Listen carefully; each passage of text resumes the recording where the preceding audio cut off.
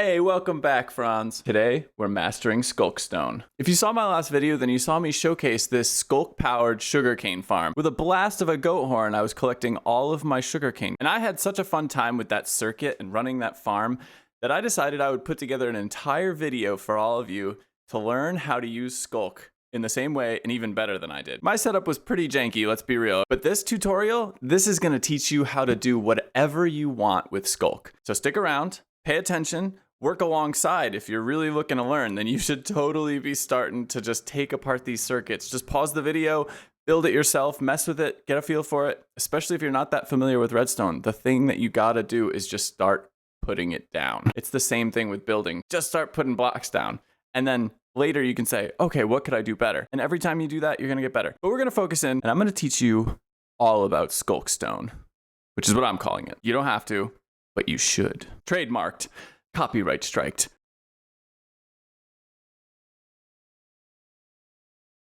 The first thing that we need to understand about a Sculk sensor is that it is a Redstone component. Every Redstone component has its specific uses, and I'm gonna be honest with you, the Sculk sensor, it is overwhelming how many functions and different uses and different ways in which to manipulate it there are. So before we break down all of the different functions that a Sculk sensor has, let's actually first segment them. Let's get organized with the information that we're about to deal with. One of our first variables that we want to make sure we're planning for from the beginning is sound. The Sculk sensor, every time that it goes off, makes a sound, and we got to deal with that. Next, there's a visual component to any Sculk activation. And this is something that it's nearly impossible to actually completely get rid of as a challenge, but we can minimize its impact in showing that a Sculk is being used. Next up, our Sculk sensor has a specific range at which it operates. If you're outside of that range, then you're gonna have no way of connecting that wireless Redstone. However, being inside of it causes its own problems, and we need to deal with that. Once you're inside of that radius that it detects from, you're not dealing with just the sounds that you want it to hear. You're dealing with every sound that occurs that the Sculk sensor can pick up. We need to not only be in the right spot, but we need to limit the amount of other interference that's coming in while we're trying to get the detection that we want from the Sculk sensor. Once we've dealt with all the ambient and environmental challenges that come along with using a Sculk sensor in our Redstone, now we can deal with all of the other powering issues, how it gives out power, how it interacts with different blocks, and how its output can be read. Lastly, we will deal with the most confusing and complex challenge that comes along with using Sculk sensors in your Redstone, and it is the Sculk frequency. To be able to set the frequency within our circuit, that is going to be the main power of this video. For you to understand the circuits going on, how the Sculk sensor works, and how to set up a circuit to filter out the noises you don't want and get the noise that you do. And of course, the last facet to any build or project in Minecraft, it's gotta be the aesthetics. If you're not trying to make it pretty, well, you're not done yet. Let's leave those on the screen for now, and let's go through them. Let's tackle each one individually. We'll solve for all the problems that we've identified, and by the end of this first section, you'll have a general understanding of how the Sculk works, and we'll be ready to dive into something more complex. First up, that is a waterlogged Sculk block. There are barrier blocks around it. I don't even know why anymore because I put the wool here. But as you can see, you can waterlog a Sculk. And when you waterlog a Sculk, you don't get a noise. So you'll notice that I can break that block, and this is still activated. We can show that even. That one made a noise. This one does not. This is an important distinction and a super important piece of any Redstone if you're gonna hide a Sculk sensor, which honestly, there's very few reasons to use a Sculk sensor if you're not hiding it. And the few reasons that exist are things like touchpads for Minecraft. If you're Ncollier 11 or if you're a hyper technical player, fine, you can get away with it. But otherwise, you're pretty much always going to be waterlogging your Sculk. Proclamation of Sculkstone number 1. Waterlog it. Okay, so the next one down, we're dealing with visuals now. Now for visuals, there's a couple important distinctions actually that I realized while doing this video, that this setup right here, while pretty much optimal for most cases, there are actually a couple exceptions. Whenever we activate a Sculk, even if it's waterlogged, there are going to be particles traveling. And these vibrations can really give away your circuit, even if it's silent. So something that we want to try and do is minimize those. Now, it's pretty hard to get rid of them all entirely. However, I will show you this. If you are at maximum range, it's pretty hard for them to show up, but they still show up. Now, there are some advanced ways of dealing with this. You could immerse yourself in gravel, let's say, and have your suffocation be the thing that sets off the sculk. If there are blocks all around, there will be no vibrations to see. There are some other options too. And the reason why that is because the visual that comes out of these, it originates with wherever the noise occurs. So if you're clever about it, you can actually manipulate that visual to come out of a wall. If, for instance, you have an alcove or a recessed something in your wall that you're going to use as detection, then now you can pretty much just hide that frequency, that wavelength from showing up by going through the wall. I recommend not going crazy about this one, at least to start. I think that you'll be better off making your circuits and making the immersive builds with minimal vibration particles visible. And then once you've gotten to that point, hey, if you want to go crazy, if you want to really hide it, show me. I want to see it because I haven't even tried to do that yet myself. So for range, let's take a look at a visualization first, okay? So this is a singular dimension. It's just in the y-axis that we're moving. We have our sculk sitting down here. We have 1, 2, 3, 4, 5, 6, 7 blocks, and then we can go a little bit higher. If we place a stone cutter here, it won't work. If we place a slab, it won't work. I did try, I messed around a little bit. A medium amethyst bud, it does work. This is not super useful information. If it were a solid block, that would be more interesting. And I didn't really look. We could take a little bit more of a look.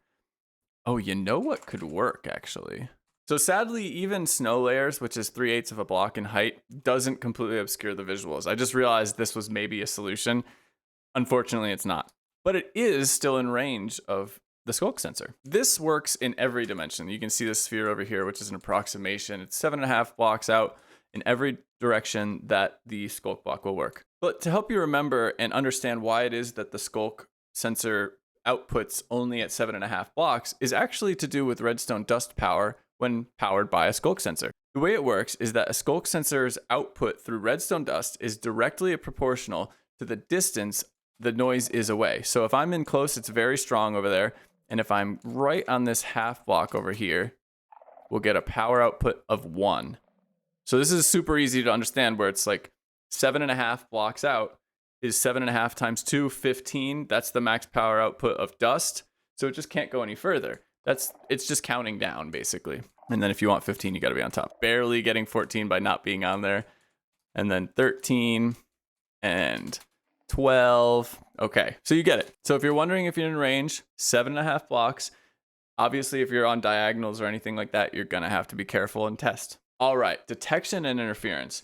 The main thing that we're talking about when we're talking about detection and interference is really where are you occluding and when are you letting the Sculk sensor pick up a signal and when are you stopping it from picking up a signal and where are you going to allow it to. We want the detection to be specific. So the main reason that we need to be careful about detection and why we have to control for interference, which is any other sound that is not what we're looking to trigger the Sculk sensor with, is because a Sculk sensor will be on cooldown if it detects another sound.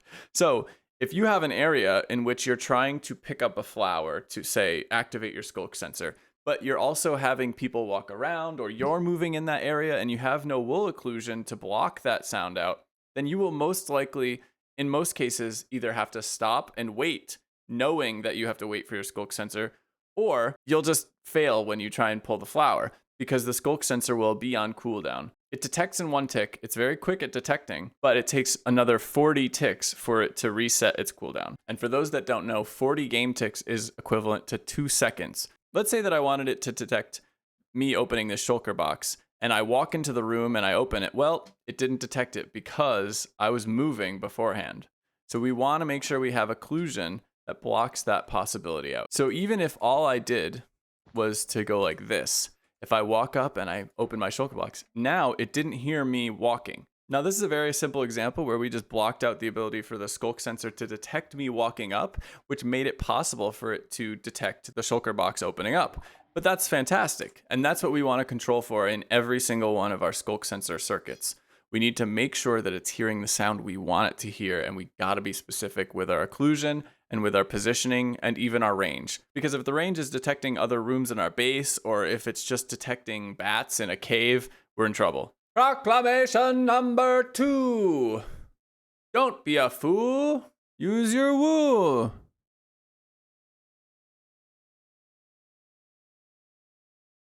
Alrighty. We're on to the real ones now. We're up to powering. Everything we've talked about so far pretty much hasn't been redstone. And I feel like most of the people I'm talking to are people that aren't necessarily huge redstoners. And I truly hope that a bunch of people that don't really do redstone are coming to this video.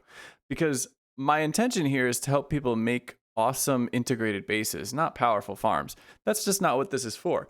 But this is for immersion. This is for cool little intricate detailed builds where you're hiding this specific process from your friends and then you show them and they're like, oh my god, that's so cool. Now you can turn on a giga farm with one of these circuits, but who cares? I'm probably gonna do it. I care, but it's not the same. And my point in saying any of this is just that I want you to bear with me. This is gonna be kind of rough if you're not used to redstone. This is where you're gonna wanna pause. You need to break out a creative world and you need to get used to these things. If you actually wanna make one of these circuits, you gotta play around with it. So trust me, stay with me, bear with it, persevere, stay tenacious. You can do it. All right, that's your pep talk. This is like the halfway point, kind of. I know I already gave you the inspirational speech, but there's more I gotta say. We're past the halfway mark, okay? I know there might be half of this video left, but some of this is just fun stuff at the end, me showing you all the fun stuff you can do with it. This is when all the effort that you've put in really matters. This is that 80-20 rule, where the first 80% you were just gathering some casual data. You could have been listening to me while you were just cleaning the living room, you were vacuuming, you were like, I can barely hear Virt, who cares? I'm just giving him view time, thanks, I guess, that's great. But this is for you. I've re-recorded this 4 times, okay? We get through this one, we get through frequency, and you're there. I'm gonna give you the circuit. I wanna make sure you understand it, but I'm gonna give you the circuit that you need to make this work. And if you play around with this and you actually practice and apply it, you will make epic things. And if you have any issues, you DM me. You join my Discord, I'll help, I promise. This is for you. I wanna see crazy Minecraft builds. I'm a moderator on a Minecraft server called Project Nebula. And the reason why I love Minecraft is because you can do pretty much anything, and if you really apply yourself, you can make some creative, amazing things. We've made dungeons before, we've made the mini games, we see what Tango does, we see what Scar does, we see what B-Dubs and Pearl do. So hang in there, get ambitious, stick with it, try it out, and show me what you build.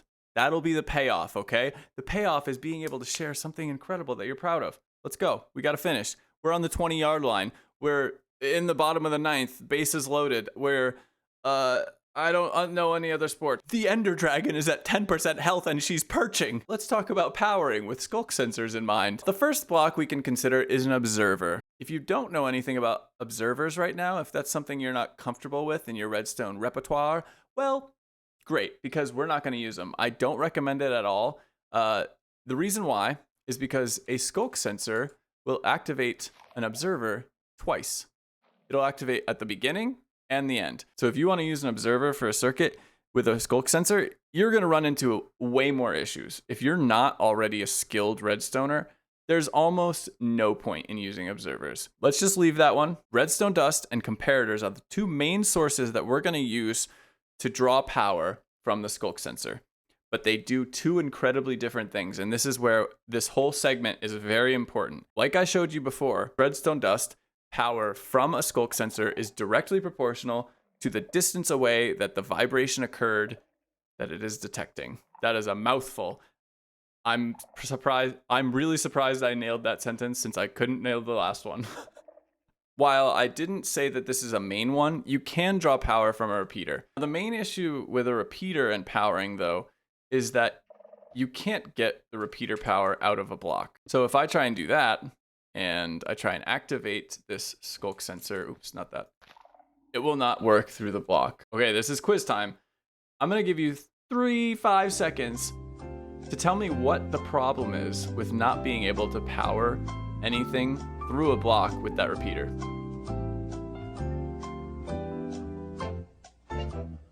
That's right, ding, ding, ding. You can't waterlog it. If you wanna pull power from a repeater, You simply cannot waterlog this Sculk sensor block. But Virt, you can't waterlog it with dust next to it either. Wrong. I thought so too, but I was wrong. The only way that you can waterlog a Sculk while also getting power from dust is to block it on all sides and put it above dust. Now, I honestly did not think this would work, but it does. I'm glad it exists. This actually has some potential for some really interesting circuits to me, but it's something I'm not going to mess around with in this video. You can know that it's a thing, and if you want to mess around with it and play around with entity detection based on their distance from the Sculk sensor, I think that's super cool. It's something I'm definitely going to mess with in the future, and maybe I'll put out another video based on this, but we're going to move on from redstone dust, and we're going to the comparator. And I know how terrifying the comparator can be, but I promise you this is worth it. All right, gang, we're back. If you can't tell, it is a new day. I put on the same shirt just for you. And let's put to bed any rumors that there was any other reason that I put this shirt on today. All that's left are comparators, and the difference between comparators and redstone dust when reading Sculk sensors. Let's go. Moving into comparators, the first thing we got to do is understand what a comparator is, how it works. It has an input in the front. It reads through the front of it, and it can read any block that gives out a signal. I have all of these blocks listed out that give out signals. So composters with their fill level, that's a signal. Cauldrons with a fill level, that's a signal. With lava, we could test the lava cauldron quick. The lava cauldron is also a 3, which makes sense actually because it's full. The composter goes 8 through 1 through its 8 levels. The 7 does not stick around, so you can't actually use 7 by itself. If you wanted like a stable circuit, you can't do 7 with a composter. Just know that. Then cakes, they start out at 14, they go down by 2 all the way to 2, so 14, 12, 10, 8, 6, 4, 2. We have lecterns that give out 15 to 1. This one is huge. We're going to come back to it. In terms of Sculkstone, a lectern is definitely the most valuable piece here. So start farming your leather, start farming your sugarcane, kill some squids, kill some chickens, get ready. These are only some of the blocks that give out an output because all containers do. Any container that can have blocks in it, from furnaces to hopper minecarts, chests, shulkers, all of them give out redstone signal based on their fill level. So 15 is their maximum fill level. That's if it's completely full, the comparator will give out a 15. If I grab a barrel, I pop it down, and I just placed redstone dust all over, place down the comparator, and there we go. We have a 15, and it'll go all the way. And then if I take stuff out, it goes down. And this is a proportion based on how full it is, right? I'm not gonna deal with these in this video. There are resources online that you can use if you wanna work with a container instead, but the lectern is what I recommend. It's super easy to change. You don't need to do any calculations. You just flip a page. The way that the lectern gives out a reading is what page it's on. And you can actually see the level there changing. As I change pages, the redstone output changes, okay? So a comparator, it's looking for a signal from the block that is in front of the 2 torches. So when you place it down, the block that is on your side, and then it is giving an output out of the 1 torch and back. But it's a comparator. It's not just doing that. It also compares signals. Let's use a lectern to show exactly how comparators work. If I have a lectern here, and I put a book and quill in it, all I have to do to make this work with the redstone circuit is we need 15 pages to be active. So we need to put something on the 15th page and the first page. You can pop that down, and now we have a signal of 1. And the reason why is because we're on page 1. So we scroll up, we scroll up, we scroll up, we scroll up. If we leave it on 7, we're getting a power output of 7. Our comparator is picking up that power input of 7. It's putting it out the back. But the comparator also takes signals in from the side. And these signals on the side, they act as the comparison standard for whatever it is that the comparator is reading. And we need this input to be greater than the input on the side in order for us to get an output in the back. Whatever is over here, if this power level is greater than 7 in this current setup, then this will turn off. Let's use a second comparator to figure out whether we're gonna get a signal here. I just wanna make a note in terms of circuitry that these are the same. The only reason why I'm leaving that dust there is because it's gonna show you the exact number. But when you're making a compact circuit, you'll take that dust out. It's very helpful to know what that signal is. And if you don't have this, you can go to vanillatweaks.com, Azumavoid's website, and you can download a redstone resource pack that will tell you what the wire charge is. Let's actually just use another lectern. So I have this lectern that has the book on it now, and let's move this down to 3. So We're comparing a 3. We have a power level going in here, and we're still getting 7 out the back. But what if I make this, let's slowly go up in a way that we can see what's happening. So we go up 4, 5, it's still the same. 6, it's the same. What happens at 7? Still the same. Okay, so we're comparing, they're equal, we still get an output. If I click to 8, no output. And when the comparator is in compare mode and it doesn't read a greater value on the side, it will put out the exact signal that it's reading. But what about subtract mode? Subtract mode is huge for us. That's what we're going to be using a ton in this circuit, actually. When we use subtract mode on this, we're no longer doing the same calculation. The comparator, it is still looking at what's coming in from the side, but now it's actually subtracting whatever is coming in from the side. So this is a 7. This one's on page 7, just like that one. They're both on 7s coming in from the side. This one's on normal. This is compare mode. This is subtract mode. 7 on all of these lecterns, okay? And on this one, it's just saying, okay, it's still enough. We're the same or greater than. We're putting out the 7 output. On this one, we have 7 minus 7, 0. And it is that simple. It is whatever the value is on that front input. So whatever this lectern is inputting, it's this number minus this number. So what happens if I change them? Like we saw over here, if I go up to 8, we lose the power, kind of like the other one has at 7. But if I go down, this is at 6 now, and this is still 7 out the output. What if I go down to 6 over here? We get a 1. And this is where things are very different and very important. 7 minus 6, we get 1. 6 compared to 7. 7 is still greater. We just get the full 7. And I know I'm repeating myself a ton, but it's really important that you understand this. And I know how hard it can be for some people to really engage and understand this. So I'm going to try and show it in as many ways as I can. If this is boring for you, skip ahead. I'm going to do one more thing here without like using any graphics, just to try and help a little bit more. So let's try, I'm going to break that. I'm going to move it forward 2 blocks, and I'm going to take another comparator, but I'm not going to subtract it. Look at that. We get a 7, but now we're doing the same exact thing just to show that it is in fact 7 minus 6 is 1. And if I do the same thing over here, we can see we have these 7s coming in from the comparators.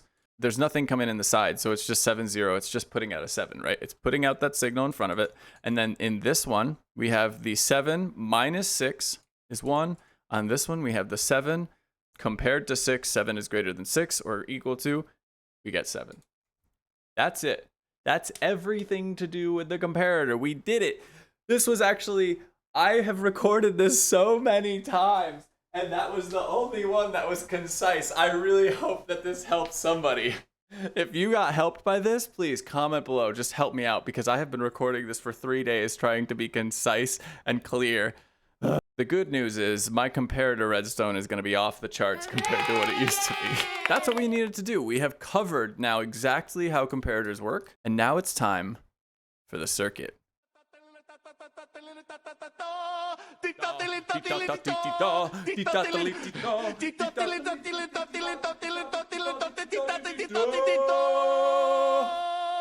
The Crafty Masterman Circuit, featuring Mumbo Jumbo. We've made it. My God, I'm so proud of you. And if you just skipped here, I'm not proud of you. You're just maybe a redstone genius already. To celebrate our victory, let's throw a diamond block in here. Make sure we're still powering. But I want to get rid of these just so you can see. Now, you can just copy this at this point, but you better understand it. We went through all this so you could understand it, okay? So let me explain it, okay? I've decided that this is Explainostone with Virt. I called it that, I think, in like a comment or something in the last video, and it just definitely is that. I tend to repeat myself when I'm trying to teach somebody something, and you guys are going to have to let me know how this works out for you, because I'm at the point where I don't want to keep recording this. I just want to put it out and see what happens, and I will improve based on feedback. So please provide feedback based on how you experience this and what you get out of it. And I really want to see your builds too. So even if you put up with me and you comment like, hey, that sucked, still build something. Otherwise, I'm going to say, hey, you suck. You didn't build any Sculkstone out of it. So there. Unless I failed you. In which case, then you can say you double sucked. It was bad and it didn't help me. But if it helps you and it's bad, build something. Okay, here we are. We're looking at a Sculk sensor. We have subtract mode going, and we have a lectern through a comparator going into the side. Now remember that this circuit here is the exact same as this one. So it's still, whatever this is set to 7 now.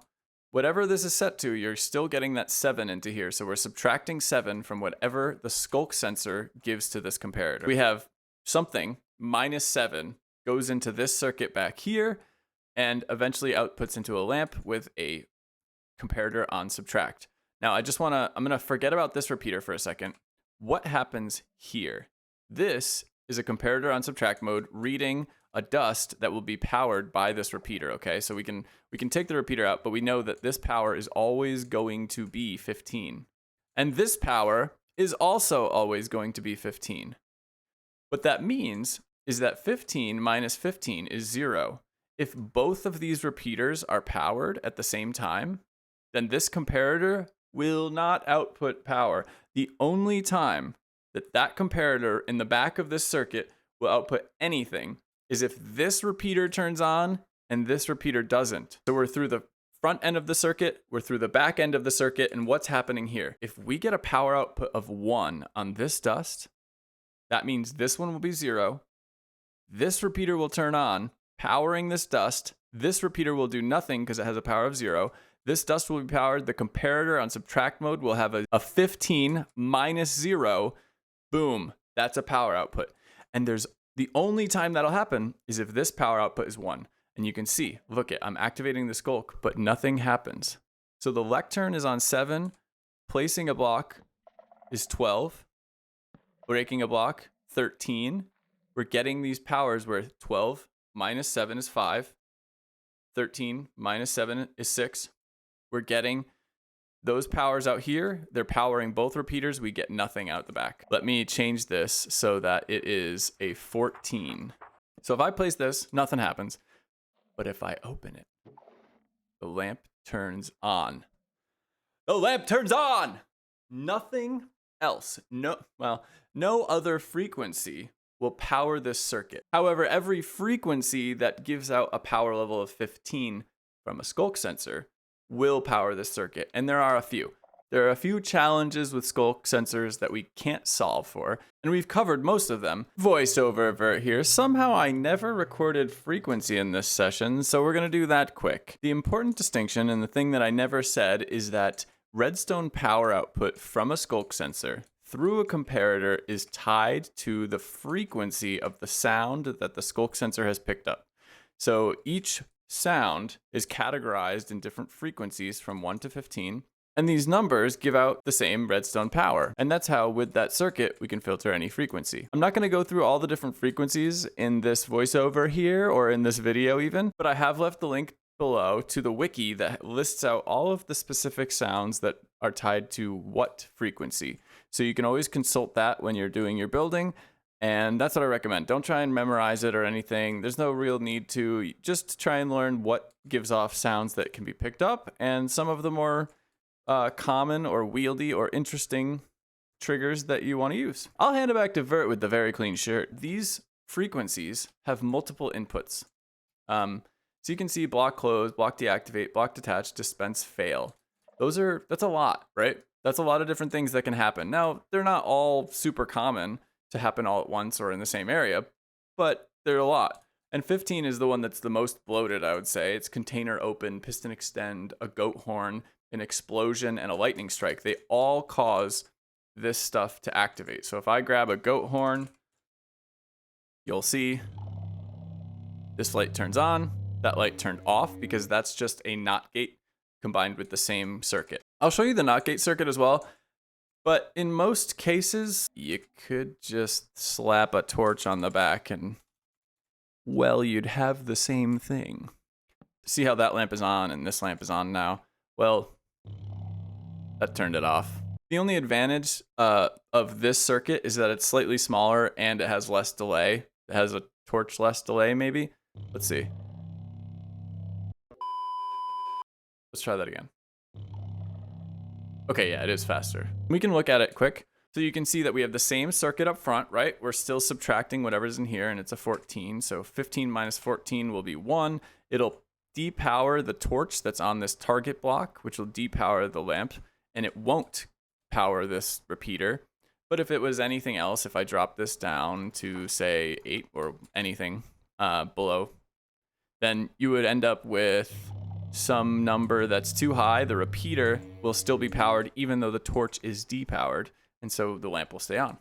That is everything that you needed to know. Using these two circuits in your Redstone combined with your knowledge of how the Sculk sensor works, limiting interference, using occlusion, making sure that you waterlogging your Sculk sensor and making sure it's not making noise to give it away, minimizing the visuals, optimizing the range, being careful with your occlusion and your interference of other noises, and understanding the circuit, you're ready now to make anything.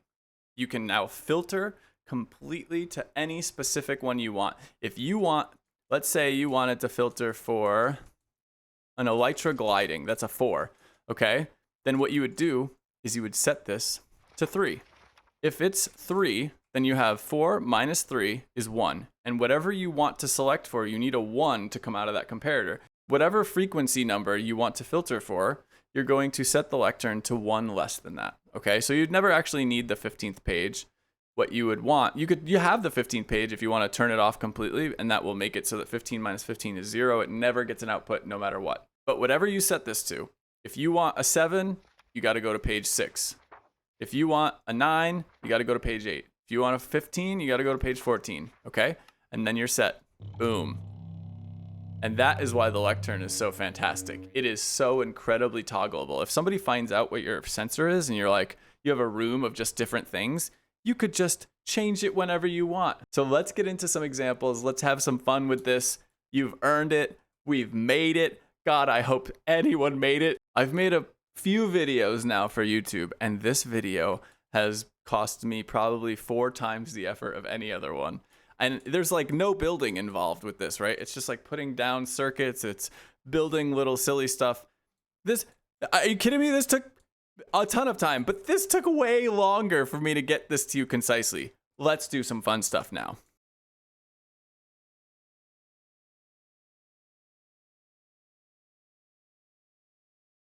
Let's take a look at our first example. This one is as low tech as it gets. This is like your pre-Virt days. You come in, you're like, let's look down in my circuit. I made a Sculk sensor, I waterlogged it. It's at a pretty good range. Some visuals will get through, but that's okay. We've got a comparator filtering nothing. We've got some delay. It's going into this torch tower and powering that lamp and then powering this door. Anything that this thing hears, it's gonna set it off. Your friend comes over, they're mean, they say, wow, cool Sculk sensor, bro, and they move on. They just walk out the door when it opens over and over and over. They're super annoyed by being in your base, by the way. Now we move on to something a little bit more delicate. Something that's kind of fancy even. Sure, you can open this door and go through, and they're just like, wow, cool. An iron door with no way back. There we go. Okay, now we can go through both ways, and they give you a Blackstone button, and you're very impressed. You're like, wow, you're rich. You have Blackstone on you. Fantastic. Once they leave, rudely, I will say, let's just empty my inventory. Once they're gone, you just take and grab your bush, and you go into your secret vault, and you say goodbye to them forever. You've moved on. You've moved up in the world. You've got something hidden now. But what if you just want to annoy your friend? They come by the next time, and you're like, yeah, sorry, I didn't fix it yet. Now it just stays open longer if you keep moving, which is kind of almost better, you know? Like, look at it's almost making less noise, something like that.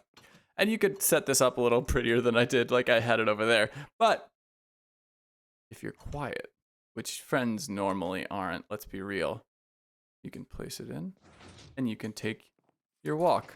Now we have both operations going. And this is how we can start complexifying. Let's take a look underneath now. This circuit, much different than the first, right? Now we actually have that circuit I was talking about. We're reading into a Sculk sensor. It's kind of low, but it's not that low. And the reason why is because we're reading a little bit diagonally. We could put it directly under and it would be better. I just wanted to leave it open for showing. You should probably always use max range to limit the amount of interference. Because technically, if somebody like broke that block in front of it or anything, it would go off. Or if they stepped on that block. So we don't really want that. But this is an example. You have the wool occlusion for the entire other side of the room, and then there's this strip of blocks that can be detected. And our Sculk sensor is waterlogged. It's silent, beautiful. We are getting some visuals, but not much. And it's only when somebody pulls the dead bush out of our very innocent arrangement. So we have a power here that is 5. We're looking for that 6, which is the item interact. I'm running a cheap NOT gate because I'd rather show you this circuit anyway. I'm running into a torch tower. We're powering a hidden door, one of those 2x1s that goes right here. All right. And it opens whenever it hears this. And we can put it back quickly and always have it there. What about this next room? Let's take a look before we do anything. So what circuits are we dealing with on this third room? Well, we're actually dealing with the first circuit and the second. So this example is actually about using interference to confuse others because they think that your Sculk sensor is detecting anything. This circuit is special because it's actually using interference to your advantage. What we want is someone that can be silent here. And because of the delay, it actually takes a second for it to turn off. And you wouldn't necessarily know that unless you're really paying attention up here. But if we do this again, we still get this active, and we can still get through. So in this room and in this circuit, we have both the annoying spammy door with high interference and the hidden door. And this is a way to sort of bamboozle people. I think that this is a really clever way to do a lot of different things. So people think like, oh, your Sculk sensor is just like, it's just casual redstone. It's not special. It's not hidden even really, right? It's hidden in plain sight. And that's exactly what we want sometimes. So there's that one. Next one, let's take a look at the circuit first. Now this one is instantly a little bit more intimidating. It is the same circuit on the left though. The only addition is all this stuff on the right. Now what would I be doing? What do you think could work? When you're thinking about traps or hidden builds, and I probably don't have to tell this to most of you, I consider most of my Minecraft friends to be very creative, but let's examine my thinking here. This sticky piston is set to pull this block out from behind the comparator. That's what we can tell, right? We're pretty sure about that because if it got powered by a single pulse, it would pull the block down into itself. If you're not familiar with how that works, that's just a 0 tick on a piston. Or a single tick on a piston.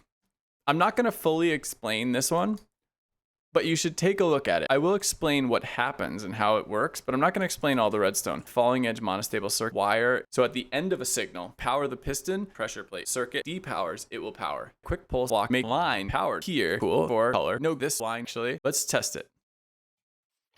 Come over here. Same thing. We're getting spam interference, okay? So we're being tricksy. And you could make it so if you really want it to be tricky, kind of like this, you can make it so the door never closes, really. And every once in a while it does, but whatever. Now we stop. And let's say we go ahead of our friend.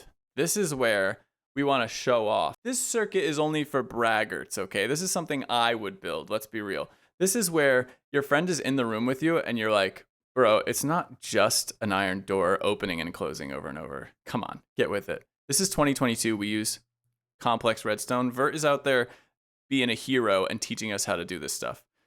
Please say that. You're talking smack to their friend. You get them to stay still. You're like, just chill for a second and maybe we can do something better. You take this and you run. You don't give them a heads up. You just go. You go through the secret painting. You're in the other room.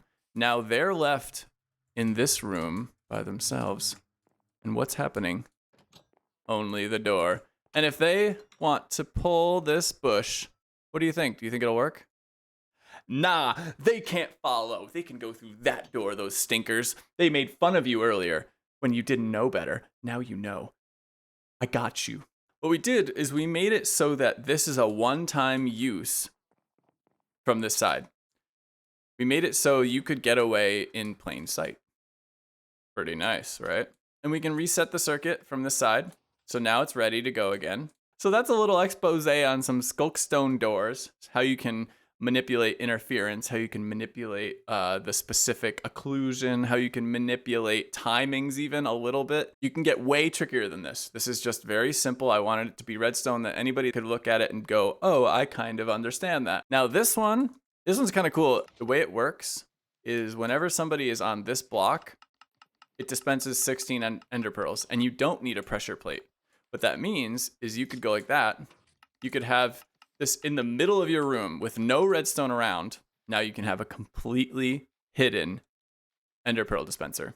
Or anything dispenser. What we've got going on here, this is a little bit more complex. I'm not going to walk through all of it. You can take it and use it for your own. Let's look at it, and then I'll tell you how you can manipulate it a little bit if you want to. So we have a comparator reading this waterlogged sensor. The only place that it can read from is up here, and technically maybe over here because I didn't put all the wool around it, but that's just because this is an example and I want you to be able to see where the Sculk is. This comparator is not filtered. It is taking any sound on that block. And then we have a bunch of delay that's added to this. So it's actually going through here at the same time as it goes around here. And that's to add delay to this clock here. When this powers, we're going to power this sticky piston, which is going to create an observer clock going into a dropper system. And the dropper system is heading up and it's timed so that it will drop 16 ender pearls at a time. I installed this dropper tower so that it restocks itself as it's powered by the observer clock over here. This observer moves in and it not only gets these two, but it runs down and gets all of them. So you end up with, I think, one less up here, but who cares? It's beautiful. And this is actually an old school item elevator inside where it's just solid blocks. So items are pushed up through it, through the middle.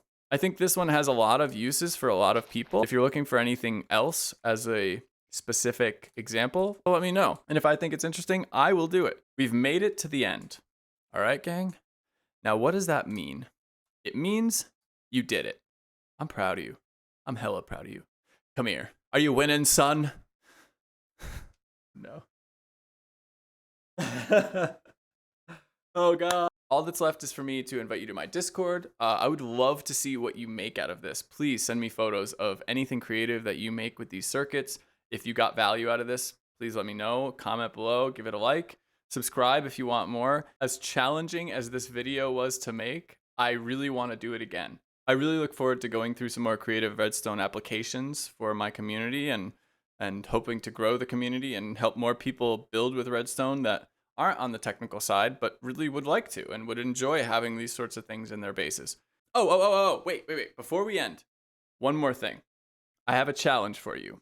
At the end of the month of August, I will pick whatever is the best submission that I've gotten, and I will build it in my hardcore world. I'll name it after you. I'm looking for some crazy stuff. I would love for you guys to show me what you did. So if that's at all motivating to you, which it doesn't have to be, then please join the Discord, show me your stuff, and assert why it's wonderful. Enjoy your practice, and I hope to see your performance. That's all from Coach Virt.